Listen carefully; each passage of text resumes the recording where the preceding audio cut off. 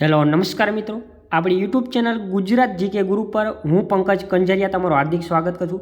મિત્રો, આજ રોજ એસટીઆઈ એટલે કે સ્ટેટ ટેક્સ ઇન્સ્પેક્ટર આજે તારીખ 22 ડિસેમ્બર 2024ના રોજ જે એસટીઆઈનું પેપર લેવામાં આવ્યું પ્રિલિમ પરીક્ષાનું, તો એનું આજના આ વિડીયોની અંદર સોલ્યુશન કરીશું. વિડીયો શરૂ કરતાં પહેલાં ચેનલ પર નવા હોય ચેનલ પરને સબસ્ક્રાઈબ કરી લો. વિડીયો સારો લાગે તો લાઇક કરજો, તમારા મિત્રો જોડે શેર કરજો. તમારે કોઈ ડાઉટ હોય તો કોમેન્ટ જરૂર કરજો. તો ચાલો આપણે એના જે પ્રશ્નો જે છે એનું સોલ્યુશન કરીશું. મારા હાથમાં જેટલા પ્રશ્નો આવ્યા છે એનું આપણે પહેલાં સોલ્યુશન કરીશું. જેમ જેમ પ્રશ્નો આવતા જશું એટલા પ્રશ્નો આપણે સોલ્યુશન કરતા જશું. ઓકે, જે મોટાભાગના આપણે સોલ્યુશન કરીશું જેટલા પણ પ્રશ્ન આવેનો. જો સૌપ્રથમ આપણે જોઈએ કે ભારતના મકર સંક્રાંતિ, પોંગલ, ઉત્તરાયણ, લોહરી, બીહુ જેવા તહેવારમાં સામાન્ય શું છે? તો આ તહેવાર ની અંદર સામાન્ય મોટાભાગના તહેવારો જે છે એ બધા તહેવારો લણણીના તહેવારો છે. લણણી સમયે જે આ જે તહેવાર જે છે લગભગ મોટાભાગના ઉજવવામાં આવતા હોય છે. ત્યાર પછી માજુલી ટાપુ શું છે? તો માજુલી એ અસમમાં આવેલું છે અને વિશ્વનો સૌથી મોટો નદી દ્વીપ છે. આ માજુલી ટાપુ જે છે એ અસમની અંદર ક્યાં? અસમની અંદર બ્રહ્મપુત્રા નદી ઉપર ક્યાં?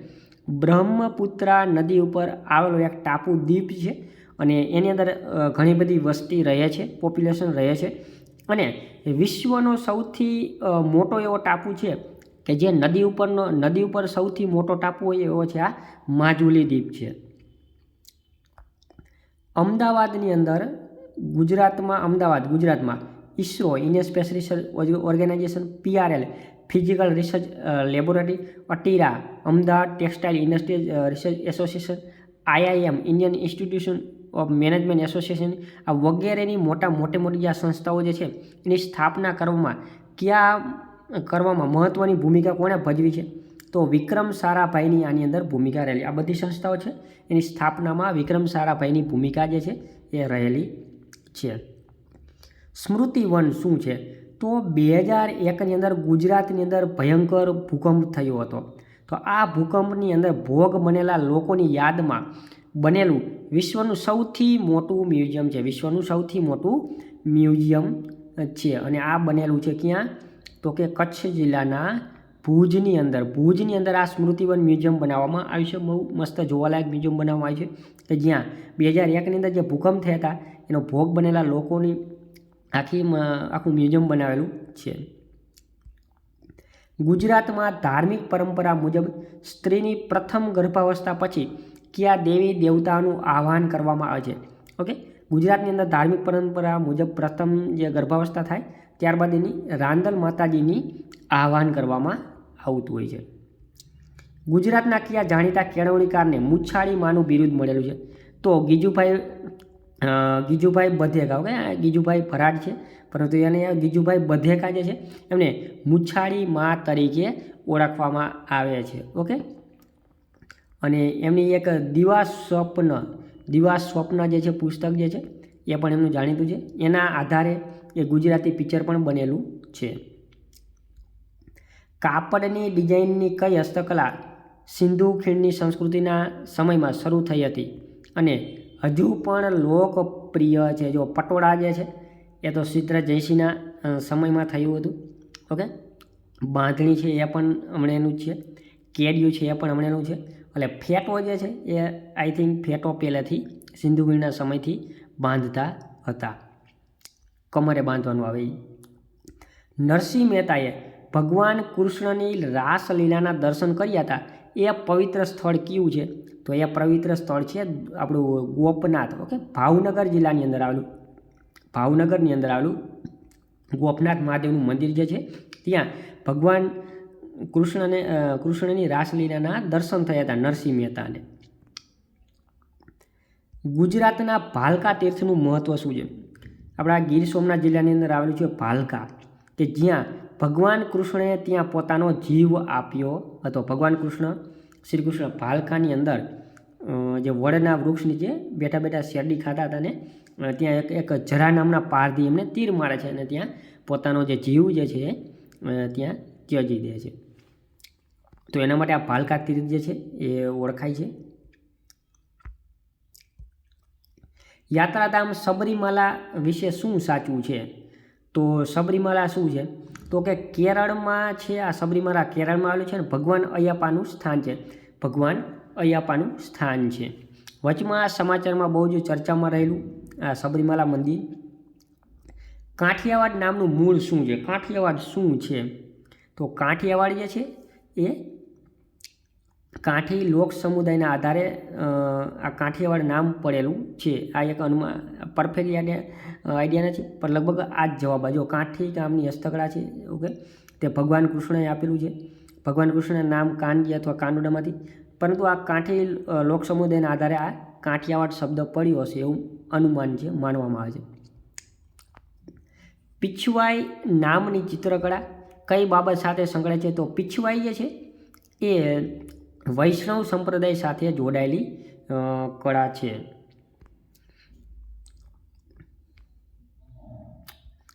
હિન્દુસ્તાન શાસ્ત્રીય સંગીત અંગેના નીચેના વિધાનોમાંથી કયું વિધાન સાચું નથી?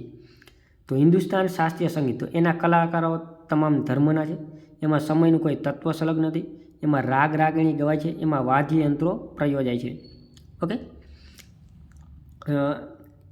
આનામાં અંદાજે લગભગ આની અંદર અંદાજે આ ડી જવાબ આવે. એમાં વાદ્ય યંત્રો પ્રયોજાય છે. સિદ્ધરાજ જયસિંહના પ્રોત્સાહન થકી કઈ કળાનો પ્રારંભ થયો હતો? તો સિદ્ધરાજ જયસિંહના પ્રોત્સાહનથી પટોળા વણાટકળાની શરૂઆત થઈ હતી. ઓકે, પ્રારંભ થયો હતો. પટોળા બનાવવાની શરૂઆત થઈ હતી, પાટણના પટોળા. કયા નગરનું નામ પહેલાં સ્તંભ તીર્થ હતું?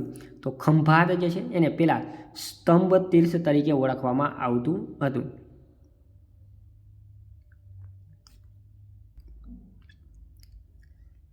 ત્યારબાદ છે સર્વોચ્ચ અદાલતના મુખ્ય ન્યાયમૂર્તિ વિશે નીચેના વિધાનો ધ્યાનમાં લ્યો. તો તેમની નિમણૂક વડાપ્રધાન દ્વારા કરવામાં આવે, ખોટું વિધાન છે આ. ઓકે, તેમની નિમણૂક રાષ્ટ્રપતિ દ્વારા કરવામાં આવે, સાચું વિધાન છે. તો આમાં ફક્ત 2 જવાબ આવશે. નીતિ આયોગ વિશેના વિધાનો ધ્યાનમાં લ્યો. તો તેના અધ્યક્ષ તરીકે રાષ્ટ્રપતિ હોય છે, આ વિધાન ખોટું હોય છે. તેના અધ્યક્ષ તરીકે કેન્દ્રના આયોજન મંત્રાલય મંત્રી હોય છે, આ પણ વિધાન ખોટું. નીતિ આયોગના અધ્યક્ષ વડાપ્રધાન પોતે હોય, બંનેમાંથી એક પણ જવાબ આવશે નહીં. આદિજાતિઓ વિશે બંધારણ જોગવાઈ અંગે નીચેના વિધાનો ધ્યાનમાં લ્યો. કેટલાક રાજ્યોમાં આદિજાતિ વિકાસ મંત્રી રાખવા ફરજિયાત છે, આ વિધાન સાચું છે. રાજ્યમાં આદિજાતિ મંત્રી રાખવા વિશે બંધારણમાં કોઈ જોગવાઈ નથી. આઈ થિંક આમાં 1 અને 2 બંને વિધાનો સાચા છે. રાષ્ટ્રપતિ દ્વારા વટહુકમ બહાર પાડવા અંગે નીચેના વિધાનો ધ્યાનમાં લો. સંસદની બેઠક ચાલતી હોય ત્યારે પણ તાકીદની બાબતમાં રાષ્ટ્રપતિ વટહુકમ બહાર પાડી શકે છે, ખોટું. સંસદ જ્યારે બંધ હોય ત્યારે જ રાષ્ટ્રપતિ વટહુકમ બહાર પાડે છે. જ્યારે સંસદની બેઠક ચાલુ ન હોય ત્યારે રાષ્ટ્રપતિ વટહુકમ બહાર પાડી શકે છે. એટલે ઓપ્શન 2 ફક્ત 2 જવાબ આવશે, એમાં બી જવાબ આવશે. ત્યારબાદ પંચાયતની ચૂંટણી દર 5 વર્ષે ખાલી જગ્યા વર્ષે એટલે કે 5 વર્ષે યોજાય છે. પંચાયતના ચૂંટાયેલા સભ્યો પંચ તરીકે ઓળખવામાં છે અને પંચાયતી રાજ પ્રણાલીનો સૌથી મૂળભૂત એકમ એ ગ્રામ સભા છે. ઓકે, આમાં એ જવાબ આવશે કે જો પંચાયતની ચૂંટણી દર 5 વર્ષે યોજાય અને પંચાયતના ચૂંટેલા સભ્યોને પંચ તરીકે ઓળખવામાં આવે છે. પંચાયતી રાજ પ્રણાલીનો સૌથી મૂળભૂત એકમ એક ગ્રામ સભા છે, જે ગામની અંદર ભરાય, જે પંચાયત દ્વારા બોલાવવામાં આવેલા વિસ્તારમાં રહેતા તમામ પુખ્ત વયના લોકોની બેઠક છે.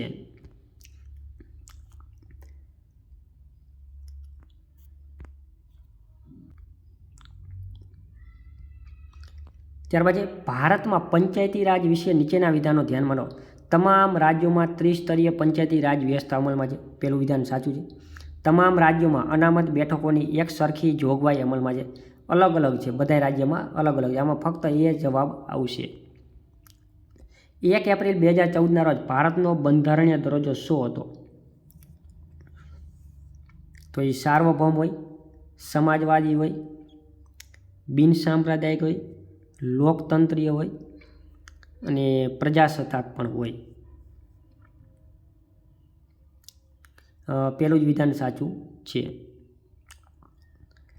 ભારતના બંધારણમાં કલ્યાણ રાજ્યનો ખ્યાલ નીચેના પૈકી શામાં સમાવિષ્ટ કરવામાં આવ્યો છે? તો એ રાજ્ય નીતિના માર્ગદર્શક સિદ્ધાંતોમાં કલ્યાણકારી રાજ્યનો સમાવેશ કરવામાં આવેલો છે. ભારતમાં સંસદીય શાસન પ્રણાલી છે તેવું નીચેના પૈકી શાના આધારે કહી શકાય? તો ભારતની અંદર સંસદીય શાસન પ્રણાલી છે એવું શેના આધારે કહી શકાય આપણે? તો કે દ્વિગૃહી સંસદના બંને ગૃહોને બંધારણમાં સુધારો કરવાનો અધિકાર છે. લોકસભાના સભ્યોની ચૂંટણી લોકો દ્વારા કરવામાં આવે છે. કેન્દ્રીય પ્રધાનમંડળ લોકસભાનો વિશ્વાસ ધરાવતું હોય ત્યાં સુધી જ કાર્યરત છે. આમાં આઈ થિંક ડી જવાબ આવશે કે કેન્દ્રીય પ્રધાનમંડળ લોકસભાનો વિશ્વાસ ધરાવતું હોય ત્યાં સુધી જ કાર્યરત છે. માની કે કેન્દ્રનું જે પ્રધાનમંડળ આખું હોય લોકસભામાં વિશ્વાસ ધરાવતું હોય, વિશ્વાસનો મત હોય ત્યાં સુધી જ એ કાર્યરત છે. અવિશ્વાસ પ્રસ્તાવ દાખલ થાય એટલે એમને રાજીનામું આપવું પડે છે. રાજ્ય વિધાનસભા અંગે નીચેના વિધાનો ધ્યાનમાં લો. વર્ષના પહેલા સત્ર વખતે રાજ્યપાલ વિધાનસભાને સંબોધન કરે છે. રાષ્ટ્રપતિ શાસન વખતે વિધાનસભાનું આપોઆપ વિસર્જન થઈ જાય છે. ઓકે, તો આમાં બંને જવાબ આવશે, 1 અને B, સી જવાબ. ઉપરાષ્ટ્રપતિ વિશે નીચેના વિધાનો ધ્યાનમાં લો. તેઓ રાજ્યસભાના અધ્યક્ષ તરીકે કામ કરે છે. સાચું છે, ઉપરાષ્ટ્રપતિ. તેઓની ચૂંટણી રાજ્યસભાના સભ્યો દ્વારા કરવામાં આવે છે. આ વિધાન ખોટું છે. આમાં ફક્ત એક જ જવાબ આવશે. તેઓની ચૂંટણી લોકસભા અને રાજ્યસભાના બંનેના સભ્યો દ્વારા કરવામાં આવે છે, ઉપરાષ્ટ્રપતિની ચૂંટણી. રાષ્ટ્રપતિ વિશે નીચેના વિધાનો ધ્યાનમાં લો. તેઓ લોકસભાના અધ્યક્ષ તરીકે કામ કરે છે. ખોટું છે. તેઓની ચૂંટણી લોકસભાના સભ્યો દ્વારા કરવામાં આવે, એ પણ ખોટું છે. રાષ્ટ્રપતિની ચૂંટણીમાં લોકસભાના સભ્યો, રાજ્યસભાના સભ્યો, તમામ વિધાનસભાના સભ્યો, ઓકે, જેની નિમણૂક થઈ હોય એના સિવાયના તમામ લોકો આની અંદર ચૂંટણીમાં મત આપે છે ત્યારે રાષ્ટ્રપતિ ચૂંટાઈને આવે છે. એટલે બંનેમાંથી એક પણ વિધાન સાચું છે નહીં. એક પણ વિધાન સાચું નથી. રાજ્યપાલ વિશે નીચેના વિધાનો ધ્યાનમાં લ્યો. તેઓની નિમણૂક વડાપ્રધાન દ્વારા કરવામાં આવે. ખોટું. રાષ્ટ્રપતિ કરે. તેઓ રાજ્ય વિધાનસભ્યનો વિશ્વાસ ધરાવે છે ત્યાં સુધી જ પોતાના હોદ્દા પર રહી શકે છે. ખોટું છે. રાષ્ટ્રપતિની મરજી હોય ત્યાં સુધી રહી શકે છે. બંનેમાંથી એક પણ જવાબ નહીં આવે. રાષ્ટ્રીય કટોકટી કાળમાં ભારતમાં નીચેના પૈકી કયા બંધારણીય સુધારા કરવામાં આવ્યા હતા? તો જ્યારે ભારતની અંદર જ્યારે ઇમરજન્સી આવી હતી, રાષ્ટ્રીય કટોકટી, ત્યારે 42મો બંધારણીય સુધારો કરવામાં આવ્યો હતો ઇન્દિરા ગાંધીના સમયમાં. અને 44મો બંધારણીય સુધારો તો મોરારજીભાઈ દેસાઈના સમયમાં કરવામાં આવ્યો 1978માં. બંધારણના મૂળભૂત માળખા વિશે નીચેના વિધાનો ધ્યાનમાં રાખો. મૂળભૂત માળખું, તો તેની જોગવાઈ મૂળ બંધારણમાં જ કરવામાં આવી છે. તેની જોગવાઈ બંધારણના 42મા સુધારામાંથી કરવામાં આવી. તો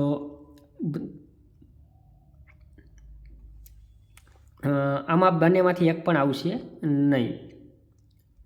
ભારતના રાષ્ટ્રપતિ વિશે નીચેના વિધાનો ધ્યાનમાં લ્યો. ભારતના એક પણ રાષ્ટ્રપતિ તેમના સેવાકાળ દરમિયાન અવસાન પામેલ નથી. આ ખોટું છે. સેવાકાળ દરમિયાન અવસાન પામેલા છે. ભારતના એક પણ રાષ્ટ્રપતિને તેમના હોદ્દા પરથી સંસદ દ્વારા દૂર કરવામાં આવ્યા નથી. આ વિધાન સાચું છે. ફક્ત 2 જવાબ આવશે. ભારતના સાર્વભૌમત્વ, એકતા, અખંડિતતાનું સમર્થન કરવું એ વિશે નીચેના વિધાનો ભારતના બંધારણના સંદર્ભમાં ધ્યાનમાં લ્યો. તો તેનો સમાવેશ રાજ્ય નીતિના માર્ગદર્શક સિદ્ધાંતોમાં કરવામાં આવે છે. ભારતના બંધારણમાં આવી કોઈ બાબતનો સમાવેશ નથી. તો આમાં પેલો એક જે રાજ્ય નીતિના માર્ગદર્શક સિદ્ધાંતમાં ભારતની સાર્વભૌમત્વ, એકતા, અખંડિતતાની વાત કરવામાં છે. એટલે ફક્ત એ જવાબ આવશે આમાં.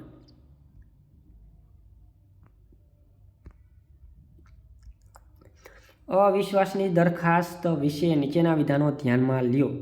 તો ભારતની લોકસભામાં એકવાર અવિશ્વાસ પ્રસ્તાવ પસાર થયેલ છે. ભારતની રાજ્યસભામાં એકવાર અવિશ્વાસ પ્રસ્તાવ થયેલ છે. આ બંને વિધાનો ખોટા છે. લોકસભામાં કેટલી વાર અવિશ્વાસ પ્રસ્તાવ પસાર થયેલા છે પણ રજૂ ન થયા હોય, પસાર થયેલા છે. અને રાજ્યસભામાં તો અવિશ્વાસના પ્રસ્તાવ આવે નહીં. તો બંનેમાંથી એક પણ વિધાન સાચા નથી. રાજ્યની વિધાન પરિષદ વિશે નીચેના વિધાનો ધ્યાનમાં લો. ભારતના મોટાભાગના રાજ્યોમાં રાજ્ય વિધાન પરિષદ અસ્તિત્વમાં છે. બધા રાજ્યોમાં છે નહીં. રાજ્ય વિધાન પરિષદના કેટલાક સભ્યોની નિમણૂક રાજ્યપાલ દ્વારા કરવામાં આવતી છે. એ વિધાન સાચું છે. ફક્ત B જવાબ. દેશના વડાપ્રધાન તરીકે પદ ગ્રહણ કરતી વખતે તે વ્યક્તિ રાજ્યસભાનો સભ્ય હોવો જરૂરી છે, લોકસભાનો સભ્ય હોવો જરૂરી છે, ઉપર પૈકી કોઈ પણ. જો દેશના વડાપ્રધાન તરીકે પદ ગ્રહણ કરે ત્યારે તો કાં તો એ લોકસભાના સભ્ય હોવા જોઈએ, કાં તો રાજ્યસભાના સભ્ય હોવા જોઈએ. બેમાંથી એક કોઈ પણ ના સભ્ય હોવા જોઈએ. ઓકે, બંનેના તો એક સાથે આવે નહીં. તો આમાં કાં પ્રશ્નમાં સુધારો જોઈએ, કાં આમાં બંનેમાંથી એક પણ આવે નહીં, કાં ઓપ્શનમાં થોડાક બદલાવા જોઈએ. કેમ કે કાં રાજ્યસભાનો સભ્ય હોય અથવા તો લોકસભાનો કોઈ પણ સભ્ય વડાપ્રધાન બની શકે છે. મનમોહનસિંહ રાજ્યસભાના સભ્ય હતા, નરેન્દ્ર મોદી લોકસભાના સભ્ય છે. ઓકે, બંનેમાંથી કોઈ પણ વ્યક્તિ વડાપ્રધાન બની શકે છે. ભારતની સંસદીય શાસન પ્રણાલી વિશે નીચેના વિધાનો ધ્યાનમાં લો. કેન્દ્ર સરકારનો તમામ વ્યવહાર રાષ્ટ્રપતિના હોદ્દાથી થાય છે. રાષ્ટ્રપતિ સરકારના વડા છે. ઓકે,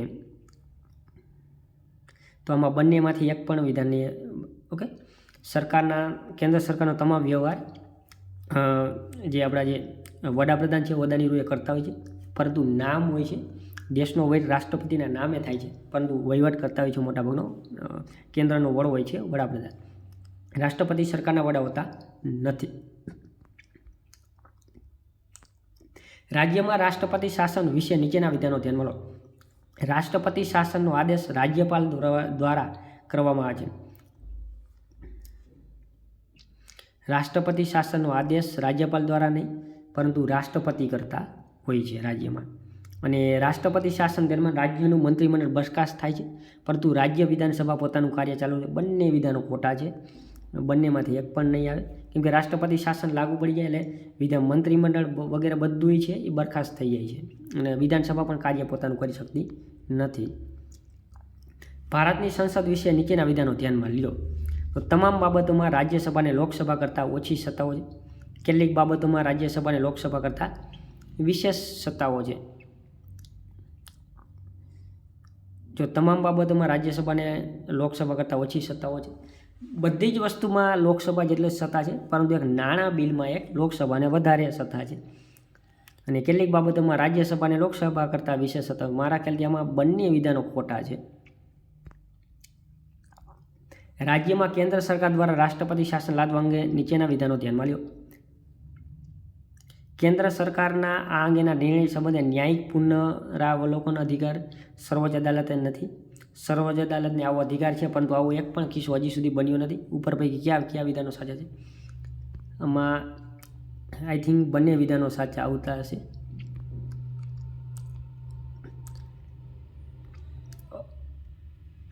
અમુક પ્રશ્નો લેવલવાળા છે, અમુકમાં છે મીડિયમ છે, અમુકમાં ઇઝી છે. ભારતના બંધારણ વિશે નીચેના વિધાનો ધ્યાનમાં લો.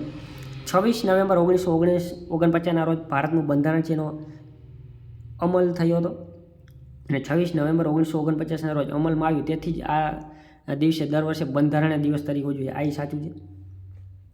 ના, આ જે છે 26 નવેમ્બર 1949ના રોજ સ્વીકારવામાં આવ્યું હતું, અમલ નહોતો કર્યો, એને સ્વીકાર્યું હતું. અને અમલ તો થયો હતો 26મી જાન્યુઆરી 1950ના રોજ.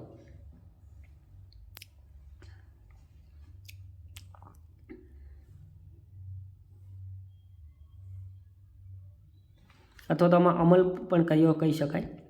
બરાબર, આમાં બંને વિધાનો સાચા આવશે.